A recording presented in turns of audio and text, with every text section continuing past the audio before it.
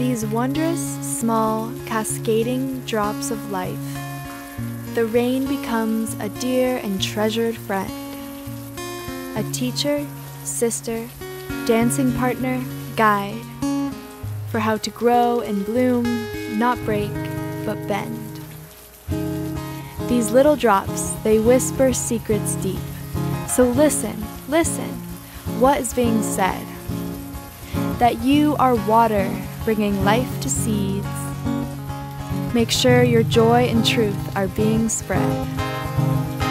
On days when clouds and gray are overhead, go outside and greet your raindrop friends.